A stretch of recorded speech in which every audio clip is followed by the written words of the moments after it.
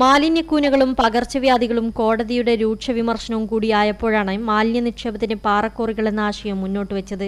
നഗരപരിധിയിലെ 20 പാറമടകൾ കണ്ടെത്തി മാലിന്യ നിക്ഷേപത്തിനുള്ള നടപടികൾ ത്വരിതഗതിയിൽ മുന്നോട്ട് കൊണ്ടുപോകാനായിരുന്നു സർക്കാർ പദ്ധതി.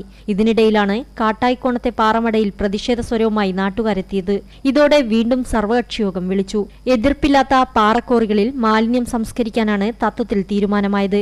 എന്നാൽ മാലിന്യ സംസ്കരണത്തിന് വികേന്ദ്രീകൃത പദ്ധതികൾ ആവിഷ്കരിച്ച് നടപ്പിലാക്കണമെന്ന് സർവകക്ഷിയോഗത്തിൽ പങ്കെടുത്ത പ്രതിപക്ഷ നേതാവ് ആവശ്യപ്പെട്ടു. പാറമടകളിൽ മാലിന്യ നിക്ഷേപം ഉചിതമല്ലെന്നും അദ്ദേഹം ചൂണ്ടിക്കാട്ടി. കോടതിക്ക് മുന്നിൽ വിളപ്പിൽശാല പ്രശ്നം നിലനിൽക്കുന്നതിനാൽ ബദൽ സംവിധാനം ഉണ്ടാകുന്നതുവരെ മാലിന്യം അവിടെ തന്നെ കൊണ്ടിടണമെന്ന് സർവകക്ഷിയോഗത്തിൽ പങ്കെടുത്ത CPM പ്രതിനിധികൾ പറഞ്ഞു. യോഗത്തിൽ പങ്കെടുത്ത തൃശൂരിന്റെ ആകെ മാലിന്യങ്ങൾ പേറിയിരുന്ന ലാലൂർ ഇപ്പോൾ തൃശൂരിന്റെ അഭിമാനമായി മാറിയിരിക്കുകയാണ്.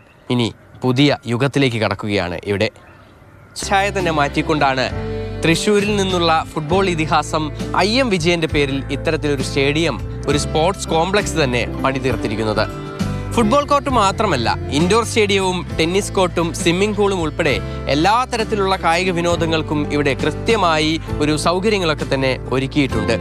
ജീവിച്ചിരിക്കുമ്പോൾ തന്നെ ഒരു കായിക താരത്തിന് ലഭിക്കുന്ന ഏറ്റവും വലിയ ബഹുമതികളിലൊന്നാണ് സ്വന്തം പേരിലൊരു സ്റ്റേഡിയം.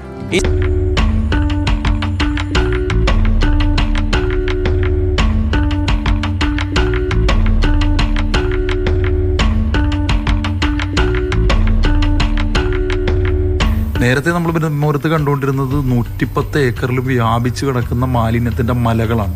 ഇപ്പം ഇന്നലത്തെ വീഡിയോ ഫുട്ടേജ് ആരെങ്കിലും എടുത്താൽ അതിൽ മുഴുവനും പച്ച നിറത്തിൽ പച്ചപ്പ് കാണാൻ നിങ്ങൾ. മാലിന്യ മലകൾ മുഴുവൻ മാറി. പട്ടാളപ്പുഴുവിനെ ഉപയോഗപ്പെടുത്തി ജൈവമാലിന്യം സംസ്കരിക്കാനുള്ള 2 പദ്ധതികൾ നടപ്പിലാക്കി കഴിഞ്ഞു. BPCLന്റെ സഹകരണത്തോടെ സ്ഥാപിക്കുന്ന BioCBG പ്ലാന്റിന് വേണ്ടിയുള്ള ത്രികക്ഷി കരാർ ഉടൻ ഒപ്പിടും.